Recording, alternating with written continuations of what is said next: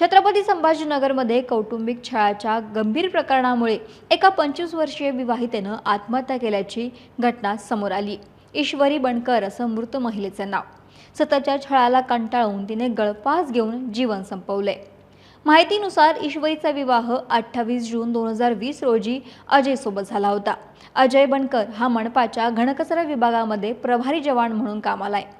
विवाहानंतर दोघेही भवानीसिंगपुरातील शाश्वती कॉलनीमध्ये राहत होते। अजय हा दररोज दारूच्या नशेमध्ये घरी येऊन ईश्वरीला मारहाण करायचा। दरम्यान ईश्वरीच्या वडिलांनी लग्नावेळी अजयला 5 ग्रॅम सोन्याची अंगठी, 2 तोळ्याची साखळी, मुलीसाठी 5 तोळे तसंच 2 लाख रुपयांचा हुंडा, फ्रीज, कूलर, सोफा अशी घरगुती साहित्य दिलं होतं। तरीही अजय सतत माहेराहून पैसे आणण्यासाठी पत्नीच्या मागे तगादा लावत होता, तिच्यावरती दबाव टाकत होता आणि या दबावातून तिला बऱ्याचदा मारहाणही करायचा। त्यांना घेतलेल्या प्लॉटचे हप्ते देखील सासऱ्यांनी भरावेत अशी मागणी तो तिच्याकडे करत होता। शारीरिक आणि मानसिक छळासोबतच सासऱ्याकडील इतर नातेवाईकही तिला त्रास देत होते। ईश्वरीने हा छळ आपल्या आईवडिलांना सांगितला होता।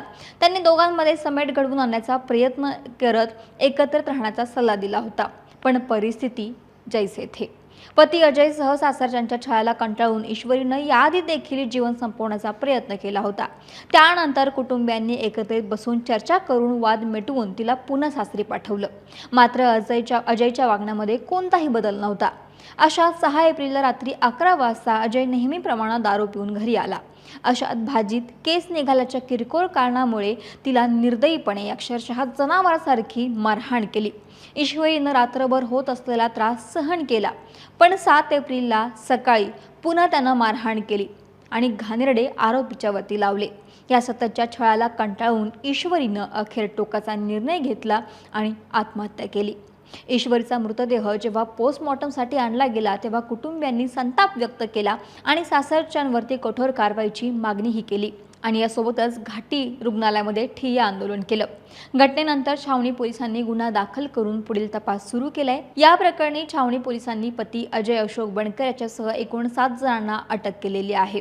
आता अशा घटना सतत समोर येत असतात। छत्रपती संभाजीनगरमधील ईश्वरी असो किंवा पुण्यातील वैष्णवी हगवणे, अशा घटना समोर येत असतात। पण या घटनेला जबाबदार कोण? सासरच्या मंडळींसोबतच माहेरची मंडळी सुद्धा तितकीच जबाबदार असतात। शिकूया AI ची क्रांती। चला करूया MSCIT। आजच नजीकच्या MSCIT केंद्रात आपला प्रवेश निश्चित करा।